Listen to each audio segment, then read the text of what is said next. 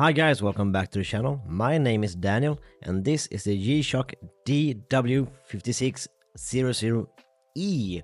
This is the first ever G-Shock I ever bought. I used to have a smartwatch in my everyday normal life. I work a lot in a gym, personal trainer and so on.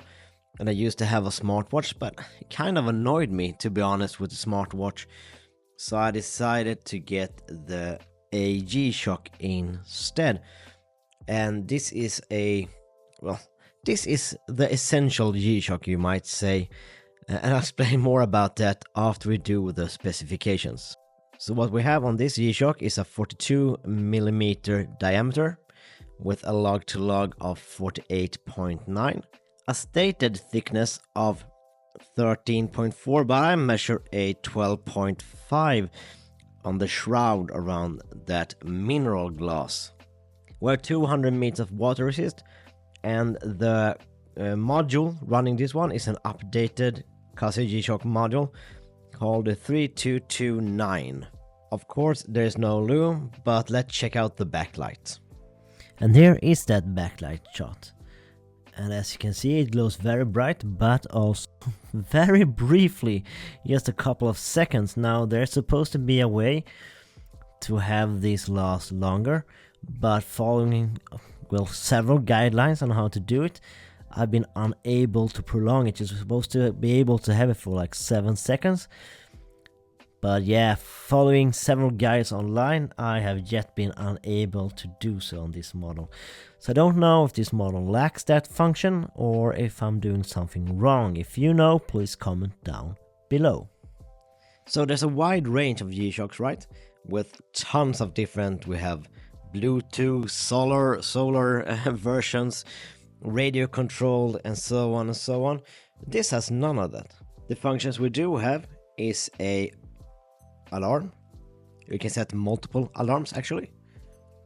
We have a timer, stopwatch, and that's the lot. So that's what I meant with your essential G-Shock. Doesn't have any of this extra stuff.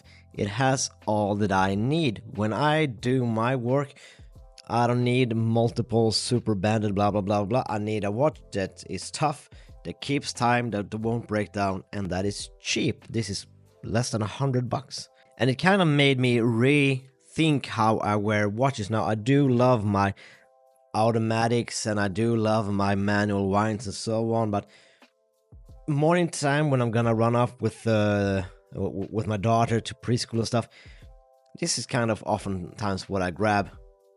And it's so nice, like I like being active, being out playing with my kid and so on, and I don't have to care about this watch. It's a G-Shock, it's meant to be tough. It won't break. I can drop it, I can throw it away, I can bang it all about, I can get it wet, I can do whatever, and I don't have to be scared that I will ding it, because I can't, pretty much. And it's really, really nice, and also it wears nice. Now, when I was researching what G-Shock to get, I would look into the newer models that seem to wear a bit weird and were too expensive for what I needed. But newer versions have what's called a bioresin, that's like a nicer plastic.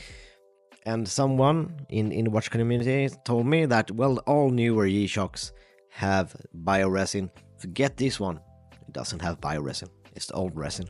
So I was a bit scared that it was going to be uncomfortable on wrist, but it's not actually. It's actually really comfortable. It weighs about like 60 grams or something, but you can feel it, but it's not an hindrance in any way or form. Another reason why I really like this G-Shock is, well, it reminds me of the original, right? This is how a G-Shock is supposed to look with a, you can see the shape of the watch itself, the red framing, the texting is very, if I insert a picture of the original G-Shock over here, you can see it's very, very similar in many ways. But this original one is, well, a lot more expensive, to be honest.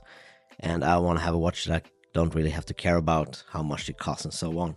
It feels really well made. You can feel how sturdy it is. The measurements specifications I talked about earlier, those specs on another watch would be unwearable for my wrist.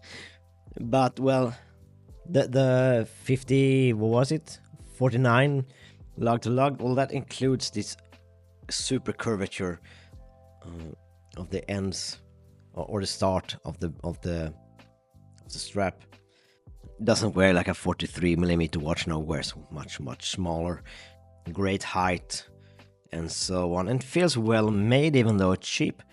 Nice attention to detail, like the keeper has these little notches on the inside, so when we close the buckle it will catch onto the strap, so it's very secure. You can feel it being there, and it makes it, well, it's just nice little attention to detail, making it wear nicer. The buckle is some sort of metal, maybe stainless steel, quite thin. I would have preferred this to be plastic or coated in resin, actually. It would have looked nicer. The quite shiny buckle looks out of place a bit. Maybe it matches the buttons. It just looks a bit out of place, to be honest. So all in all, it's been really enjoyable. And you know, with technology, like TVs or whatever smartphones you get, like super advanced, blah blah blah blah blah, and then you never use any of the functions. And I feel a bit the same with the G-Shock. There's tons of G-Shock with tons of functions that you'll never use. And this is just the basics. Stopwatch I'll use, timer I'll use, and that's all I need. Also keeps time better than any of my other watches, to be honest.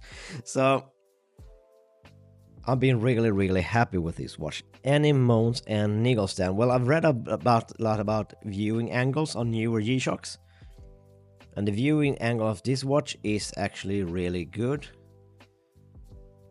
I feel low light, it's horrible.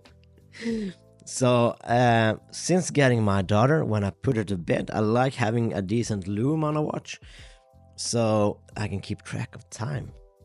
It's just nice knowing how long I've been in there, how long she's been sleeping before I have to sneak out and stuff. As soon as there's any low light, can't read this watch. And the backlight function is really, like you saw earlier, really short. So it's been annoying having to turn on the light and stuff like that. So I won't wear this in the dark, pretty much. Do I need to wear it in the dark? Rarely. And that's about it, I think. Sure, bioresin might have been nicer. This looks better than bioresin, in my opinion. But well, for comfortability and so on, it's actually quite soft and flexible. Would I prefer bioresin on this? I think I do. Is it a niggle that it doesn't have? Not really. For the price, getting it for like under $100, there's really nothing to complain about with this watch. If you just want a basic G-Shock, you don't care about it being radio controlled or Bluetooth or whatever, it's the perfect option. In my humble opinion, anyways. Not sponsored, unfortunately. But it's just, well, it's a quite essential, good-looking G-Shock that you can bang around, have fun with, and don't have to be scared about. So let's put it on wrist. I have about a 17 centimeter wrist nowadays, especially when it's warm outside. And like I said, any other watch with these specifications will be damn near unwearable for me. This wears perfectly. Flat, great curvature of the case. I guess if you have massive wrist, the curvature of the strap, I'll show you when I take it off, could be an issue. Don't know, maybe it is. For me, or similar size wrist, it wears damn near perfect. And what I mean with the curvature, well, you see the curvature, it won't lie flat. You have like the keeper and stuff like that, it won't lie flat. So if you have humongous wrist, I don't know if it'll be an issue, but good to know. And that's it for this time, guys. Until next time, please stay safe. Please check out the video linked to the left. Please like and subscribe. Take care and bye bye.